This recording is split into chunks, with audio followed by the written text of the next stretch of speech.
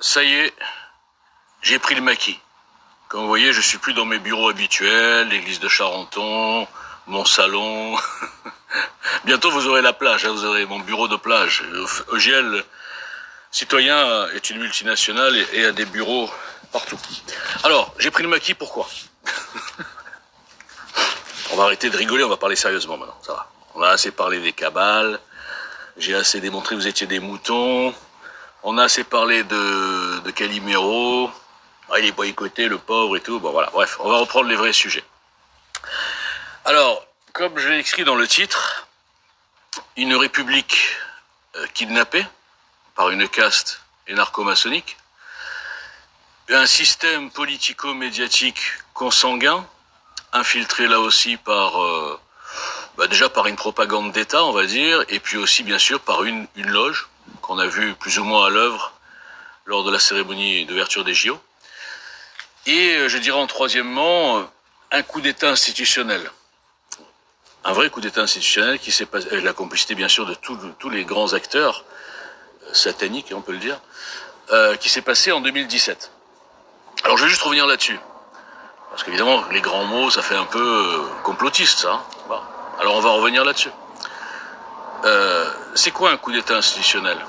C'est quand tout un système, les médias, la propagande, la justice, se met en branle pour amener au pouvoir quelqu'un.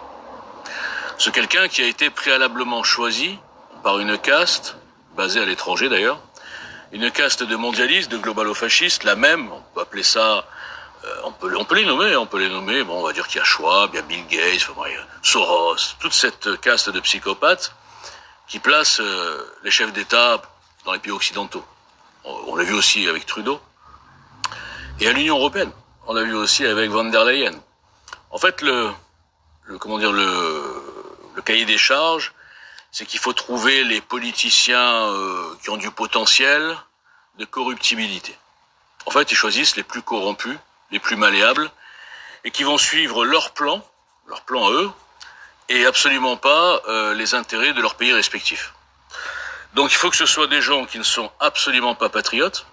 Hein, je rappelle que le nationalisme, comme ils l'appellent eux, on dirait que c'est un gros mot, est devenu justement un truc horrible. C'est-à-dire défendre son pays, sa nation, sa civilisation, oh là là, c'est facho. Truc de fou, hein, bon. Ensuite, il faut qu'ils soient bien sûr corruptibles, ambitieux, qui soient sensibles aux compliments, c'est-à-dire qu'on les flatte, on les amène dans les réunions, Bilderberg, vous savez, avant qu'ils soient, même Sarkozy est passé par là aussi, hein, entre parenthèses. On les flatte, machin, et puis ils en prennent à droite et à gauche, hein. Je vous rappelle même, comment ça s'appelle, Valo Belkacem. On se dit, mais qu'est-ce qu'elle a celle-là? Ben, elle a été choisie à la base, elle a été dans ces réunions où ils font la détection, un peu comme le foot, vous savez. Ils détectent les talents. Enfin, les talents à l'envers, hein, parce que pour moi, c'est pas du talent, ça, c'est de la corruption. Donc, en 2017, tout s'est mis en branle pour faire passer Macron. D'accord?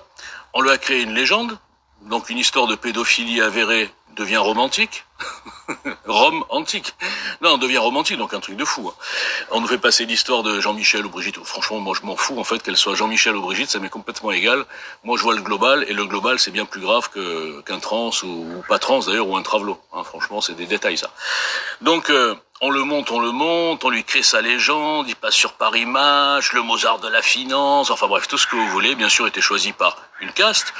Un des recruteurs, il faut que vous compreniez que c'est Jacques Attali. Hein, je vous mets tout dans le truc, hein. Personne m'écoutera, mais c'est pas grave, je vous explique comment ça fonctionne, ça fait 5 ans que je vous l'explique, mais comme je suis personne m'écoute, c'est dommage. Ah, instant Calimero. Donc, en fait, Attali n'est pas un architecte, les gens n'ont rien compris. En fait, ils pensent que Attali, parce qu'il a dit dans une interview, oui, le Capitole mondial sera Jérusalem. Ah bref, tout le monde entier va s'organiser, tous les psychopathes, toutes les puissances financières, économiques, etc. vont s'organiser pour faire plaisir à Jacques Attali, mettre la capitale à Jérusalem. Il faudrait être fou quand on y pense. Faut voir la bêtise des gens. Vous imaginez une capitale mondiale avec tous les grands de ce monde, hein, qui décident pour nous. Ils vont aller où pour être confortables? Dans une ville où il y a la guerre. Et quand on y pense, mais franchement, bref. Donc Jacques Attali n'est pas un architecte. Jacques Attali est un recruteur, un formateur, si vous voulez. Donc en 2017, il nous crée le produit Macron. Ils effacent son concurrent direct, c'est-à-dire Fillon, sur des histoires, bon, pas très honorables, mais enfin, ça valait pas non plus ce qu'il a subi. Pourquoi ils effacent Fillon? Parce que moi, Fillon, je l'aimais pas. voyez, par exemple, au niveau personnalité, j'aimais pas. Moi, j'aime pas un type qui reste 5 ans avec Sarkozy et après qui crache dans la soupe. Moi, j'aime pas ça. T'es pas content, tu te barres. Tu fermes ta gueule, ou tu te barres. C'est humain, logique. Donc, moi, le type qui crache dans la soupe, j'aime pas. D'ailleurs, je fais un petit appel à tous les anciens égilistes, hein. Et premièrement, mais pourquoi ils l'ont viré? Pourquoi ils l'ont cassé? Parce qu'il était trop chrétien. Vous vous rendez compte? Un chrétien à la tête de la France, mais ça va pas ou quoi? Puisqu'ils nous disent que la France n'a pas d'histoire, n'a pas de racines, n'a rien. En fait, il n'y a même pas de culture, il n'y a rien. La France, c'est rien du tout si on les écoute, cette bande de chiens. Donc, quelqu'un qui est attaché à la famille, qui est chrétien, pratiquant, croyant. En plus, il était un peu pro-russe. Hein, d'ailleurs, il a travaillé avec la Russie après. Donc, c'était exactement le contraire de ce qu'il fallait. Et j'allais dire pas corruptible, ça j'en sais rien. Je sais pas si Fillon, parce que bon, quand on prend les costumes, les machins, c'est la corruption de bas étage, mais enfin c'est quand même de la corruption un peu. Hein. Quand on fait des emplois fictifs pour sa femme et tout, bon, ils sont pas nets les mecs, hein, même chrétiens, tout ce que vous voulez, le monde est quand même pourri. Hein. Bon. Donc, quand on est face à un concurrent, qu'on lui met la justice sur le dos, qu'on lui met des campagnes de presse, et qu'on fait monter l'autre de l'autre côté, sans jamais fouiller sa vie, qu'on accepte et là je parle de ceux qui ont accepté sa déclaration de patrimoine complètement fausse. Moi à l'époque j'étais même pas chez EJL, j'avais fait un petit article pour rigoler, j'avais fait des calculs, vous savez que moi c'est mon truc les calculs, hein. Et j'avais démontré mathématiquement que sa déclaration de patrimoine était fausse. Alors si Walter Boujna, un inconnu, pouvait le démontrer, vous imaginez bien que les spécialistes, ils pouvaient le démontrer. J'ai démontré aussi qu'il avait un compte en Suisse. Mais il pouvait pas le dire, ça venait juste après l'affaire, où il s'appelle l'autre con là, j'ai oublié son nom là. Le mec de Toulouse, bon bref, j'ai oublié son nom. Cahuzac. Ça venait après l'affaire Cahuzac. On pouvait pas dire d'un coup, déclaration de patrimoine, ah, vous avez un compte en Suisse, alors là, ça aurait été un tollé. Donc voilà, donc une déclaration de patrimoine complètement foireuse. Quelque part un peu de corruption, quand même, parce qu'on se rappelle qu'il était, comment ça s'appelle? J'ai trop de mémoire, c'est grave. Bref, il a aidé Patrick Brabeck, il était, comment ça s'appelle? Fonctionnaire d'État économique, là, j'ai oublié comment ça s'appelle. Bon, bref, comme par hasard, Brabeck, après, a exigé que ce soit lui qui traite son dossier, hein, à la Banque Rothschild. Bon, bref, il y a des histoires de connivence. Je sais même pas s'il y a peut-être des histoires de cul aussi entre eux, j'en sais rien. Bon. Donc, il y a eu un coup d'État institutionnel, à savoir qu'on a placé un type, d'accord? Et après, je ne parle même pas de l'élection. Je vais même pas dans l'histoire, est-ce que c'était truqué ou pas, j'en sais rien. Voilà. Mais à partir du moment où tout un système se met en branle pour faire passer quelqu'un, pour le créer, pour le fabriquer, pour montrer que des bons côtés, le montrer comme un héros et le placer, eh bien ça s'appelle un coup d'État institutionnel. Bon. Surtout quand ce type, on le voit tous les jours, on l'a vu depuis 7 ans, hein, il est absolument pas là pour la France, il est là pour détruire la France, dans son histoire, dans sa civilisation, dans ses racines, dans son mental, hein, c'est-à-dire qu'on veut déprimer les Français. Bien sûr, le côté satanique, on l'a vu, hein, je veux dire, au bout d'un an, déjà, le mec était très à l'aise. Moi, j'avais fait un truc, j'ai expliqué, ce type-là, je le connaissais pas, personne ne le connaissait vraiment. J'ai dit, il a l'assurance des placés. C'est-à-dire que les gens qui sont placés, ils savent qu'ils ne risquent rien, que leur poste ne dépend pas du peuple, donc il peut insulter le peuple, que leur poste dépend des commanditaires. Tant qu'ils appliquent le plan, ils sont tranquilles. Ils savent qu'ils auront tout derrière eux pour repasser, pour se faire réélire comme il l'a été en 2022.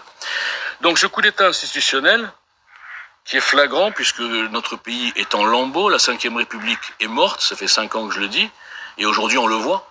Personne ne le dit vraiment parce que personne dans les partis politiques a un système alternatif, sauf moi.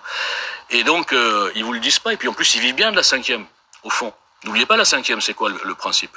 Le principe c'est de gâter les élus, de gâter les partis en leur assurant un monopole.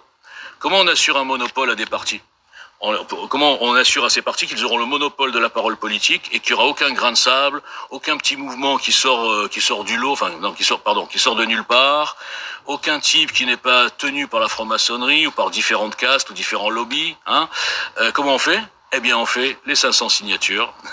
On rend les signatures publiques, par exemple, hein, pour que les gens aient tous peur, ils donnent leur voix à des partis existants. On fait le remboursement des frais, c'est-à-dire qu'on donne pas une enveloppe de départ pour que des initiatives puissent payer déjà leurs frais de campagne, plutôt que d'être remboursés un an après. Personne n'a les moyens, en vérité, hein, dans le peuple, mis à part des gros partis qui sont financés souvent par des lobbies, ou en tout cas leur avance l'argent. Personne n'a les moyens de monter une campagne politique. En plus, on fait en sorte, au niveau de la visibilité, hein, du temps de parole, eh bien on le calcule sur les élections précédentes. Donc on est sûr qu'il n'y aura pas de renouvellement. On est sûr qu'on contrôle parfaitement le paysage politique. Et je dirais même mieux, l'offre politique. Partant de là, la solution ne peut pas être politique. Elle peut pas venir, par exemple, d'un mouvement qui serait monté par un type courageux, qui touche tous les vrais sujets, qui dit la vérité aux gens, qui n'est pas là pour vendre, qui n'est pas là pour flatter, un mec comme moi, par exemple, et qui monte un mouvement avec une alternative politique, une proposition, un programme, des analyses, qui met tout par terre, et qui est bien sûr boycotté par le système, je l'ai déjà expliqué, la censure, et tout le petit système politico-consanguin, médiatico-politico, là, vous avez compris. Et bien sûr, toute la petite dissidence. Ah ouais, parce que la petite dissidence, elle vit aussi de ce système. Tout ça, je vous dis les évidences, que vous ne comprenez même pas. Ou alors même si vous les comprenez et que vous vous interdisez de diffuser tout ce que je démontre depuis des années, vous êtes encore plus con que ce que je pensais. Je m'adresse à ceux qui se reconnaîtront, bien sûr, pas à tout le monde. Donc, puisqu'il n'y a pas de possibilité de sortir de cet étau, de cette tenaille, nous sommes pris entre, moi je dis que nous sommes pris entre une tenaille, je veux dire entre deux satanismes. Quand je vous parle de la connexion des deux plans mondialistes, je vous parle du Grand Reset d'un côté. Le Grand Reset, c'est un peu ce qu'on a vu à la cérémonie, là, comment dire, ridiculiser les chrétiens, casser les codes, mettre en avant des transgenres, des dégueulasseries, enfin des mecs à poil, des n'importe quoi, de la pédophilie, tout ce que vous voulez, tout ce qu'ils nous font depuis des années, parce qu'ils tiennent malheureusement ces castes, ils tiennent la culture, ils tiennent la justice, ils tiennent bien sûr le pouvoir politique. Ils tiennent les médias. Hein, j'ai appris hier que deux de mes pires ennemis, je savais pas, je m'étais pas douté, qui m'ont fait cette réputation dans le petit milieu pour que personne m'invite nulle part, étaient francs-maçons. Je suis pas étonné, hein. J'ai même pas pensé, parce que tellement ça me semblait gros, en fait, ils sont francs-maçons. Donc, quand il n'y a pas de solution politique, comme je viens de l'expliquer, quand on est pris dans un étau avec une idéologie qui est ultra minoritaire en France. Moi, je crois que si on fait un vrai sondage, hein, pas des faux sondages, un vrai sondage, imaginons, allez, on rêve un peu, on va interroger chacun des 67 millions de Français. Bon, on enlève les enfants, allez, 50 millions de Français. On dit, est-ce que vous êtes d'accord pour ça, ça, ça et ça, enfin les trucs qu'on subit là. Je vous garantis qu'il y a 80% qui vont dire non. 80%. Aujourd'hui, notre pays est géré par une caste et une idéologie qui pèse maximum 20% en France. Le service public que tous les gens payent, de droite et de gauche, diffuse cette idéologie pour 20% des Français, avec laquelle 20% des Français sont d'accord. Donc si vous comprenez toujours pas ce que c'est qu'un kidnapping, s'il n'y a pas de solution politique, d'accord, si en plus, comme je le dis tous les jours, les moutons protègent la fausse dissidence, les partis politiques, les politiciens et finalement le système. Protéger le système, c'est-à-dire avaler, protéger les fausses idoles, bien sûr la fausse dissidence, avaler tout ce que le système vous met sur la table. Parce que les rebelles, ils disent, ouais, nous, on croit pas à ces conneries, c'est de la propagande. Mais ils n'ont pas compris que la propagande, elle est aussi de leur mettre de la fausse dissidence. Mais ça, ils n'arrivent pas à capter, quoi. Donc, c'est pas en s'éveiller. Ils savent que le système maîtrise la censure, maîtrise la propagande, maîtrise la communication, et ils se demandent jamais comment les grands dissidents méchants qu'on leur cible, ils sont absolument ni suspendus, on leur ferme pas leurs moyens de subsistance, parce que c'est ça le deal, hein. À la loge, qu'est-ce qu'ils disent à Soral? Soral, si tu continues à nous casser les bonbons, en expliquant ce que c'est que la franc-maçonnerie, il le faisait bien d'ailleurs. La Constitution française n'admet pas de communauté et pas de lobby. Il ne faut pas l'oublier, même si ça a été bafoué de A à Z. Voilà. Il existe en réalité des nouveaux corps intermédiaires, qui ne sont pas les corps intermédiaires de l'Ancien Régime, mais qui sont ce qu'on appelle les maçonneries. Hein, voilà, de la franc-maçonnerie bien sûr, mais les maçonneries au sens large, et qui ne peuvent être qu'occultes parce qu'elles sont en porte-à-faux par rapport aux valeurs républicaines officielles. Hein. C'est pour ça que la franc-maçonnerie en réalité est toute puissante en République, c'est-à-dire que toutes les lois sont faites dans les temples et dans les loges, et la République en fait est une émanation de la maçonnerie, mais ce n'est jamais dit. Te couper tes moyens de subsistance, mon gars. On va fermer ton compte en banque, comme on a fait à Boujna, regarde. Enfin, chronologiquement, c'était avant, mais bon, admettons que j'existe à l'époque. Tu vois comment on a fait à Boujna? Bon.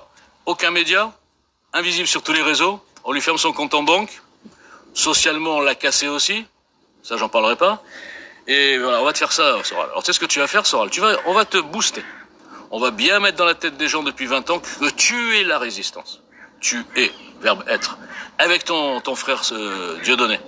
On va vous booster, on va tellement vous cibler que les gens ils se sentiront très très dissidents, très rebelles quand ils écouteront tes vidéos. Et ils diffuseront toutes tes vidéos, parce que t'inquiète pas, on te rendra pas invisible. On te suspendra pour que les gens disent, ah vous avez vu, il est suspendu, mais tous les gens qui diffusent tes pages de pub, on les suspendra pas. Donc finalement, ça change rien. Donc on va faire ça par contre Alain, tu vas arrêter avec la franc-maçonnerie et tu vas tout bifurquer. La communauté organisée qui dirige la France, tu vas pas dire c'est plus ce que tu disais avant les loges et tout, on le sait, c'est le CRIF. C'est les juifs, d'accord?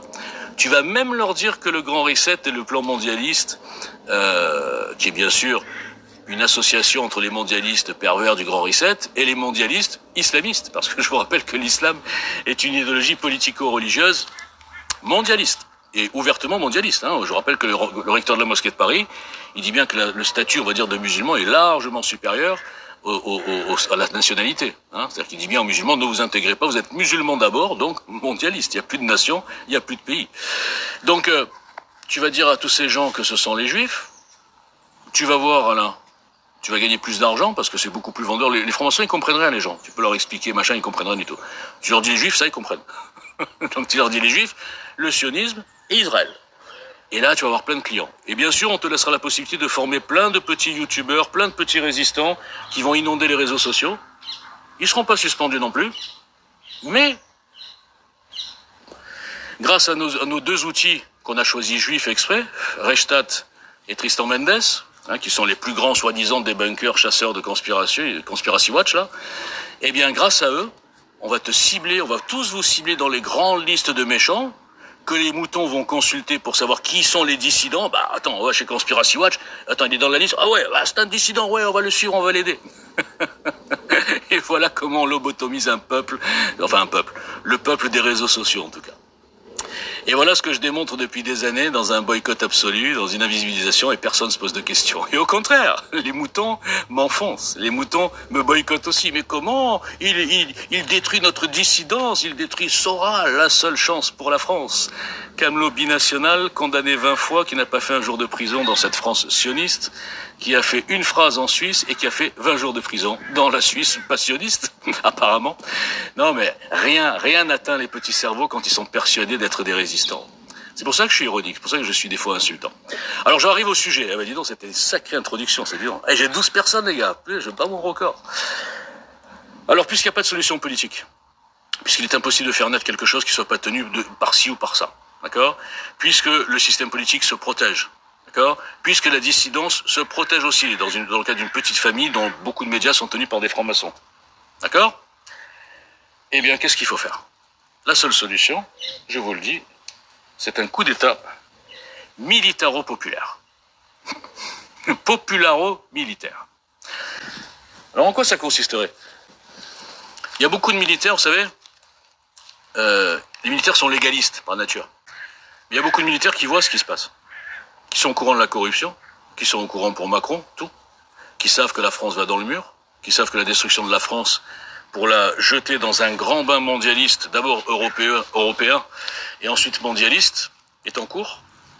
Ils savent qu'on humilie les Français, ils savent qu'on humilie même les catholiques, les chrétiens sur leur propre terre. Ils savent que le grand remplacement est en cours, ils savent que l'immigration est organisée parfaitement, qu'elle n'est absolument pas combattue, que le système nous prend pour des cons depuis 7 ans, déjà surtout depuis Macron. Hein, les OQTF, ils sont pas appliqués, vous savez, c'est difficile et tout. Ils nous prennent vraiment pour des... Ils savent très bien que l'insécurité est organisée, d'accord? Ils savent très bien que s'il n'y a pas eu de place de prison construite, alors qu'on est le pays le plus dangereux d'Europe et qu'on a le moins de places de prison pour 1000 habitants d'Europe, c'est pas anodin. Ils savent très bien que les ministres de la Justice, regardez les profils, regardez juste les derniers profils depuis Taubira. On ne prend que des anti-France, des socialo-progressistes, des indigénistes, des islamophiles. Hein, je vous rappelle Taubira qui disait « Ne faites pas porter aux Arabes les méfaits de leurs ancêtres. Gardez tout pour les Blancs. Gardez tout pour les Blancs et pour les chrétiens. » Ils savent tout ça. Simplement, ils sont traumatisés encore, 40, 60 ans plus tard, par le coup d'État raté, on va dire, à Alger. Alors moi, je leur explique, je leur dis, les gars, il y avait une grande différence. C'est qu'à l'époque, les métropolitains, ils s'en foutaient complètement de l'Algérie. Ils se sentaient pas trop concernés. Donc il n'y a pas eu de soutien, et ils ont bien sûr soutenu le général de Gaulle. Mais, parce que c'était loin et tout, on s'en foutait.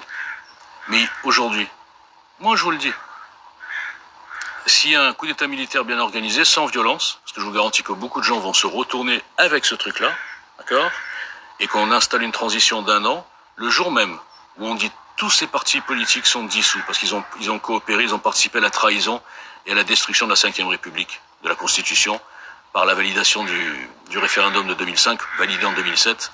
On nous a pris pour des cons, là aussi. Tous ces partis politiques sont dissous. Une vraie purge dans la justice, une vraie purge dans les médias. Pendant 1 an de transition. On peut très bien vivre sous une transition pendant 1 an, les affaires courantes.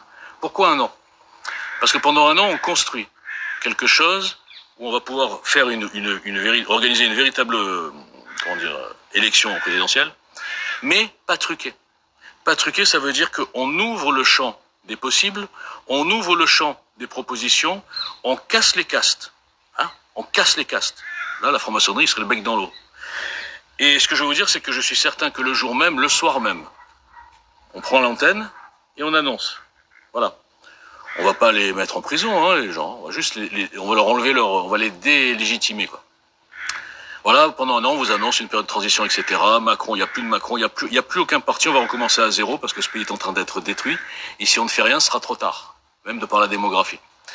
Eh bien, je vous garantis que 70% des gens sortiraient dans la rue et fêteraient ça. Vous comprenez? Parce que c'est pas un coup d'état militaire, genre pour instaurer une dictature militaire. C'est un coup de force pour reprendre les commandes et prendre le temps de reconstruire notre démocratie, notre constitution, notre paysage politico-médiatique, il en faudra quand même un, bien sûr, qui ne soit plus tenu, qui corresponde à une majorité de Français, et surtout qui défende la France. Ce que je viens de vous annoncer comme ça en rigolant dans la campagne, moi je suis capable de le faire. C'est dommage que vous ne compreniez pas ça. Voilà, donc conclusion, ce que je disais dans mon article que j'ai mis en lien est toujours valable, il n'y a que ça qui pourra nous sauver. Merci.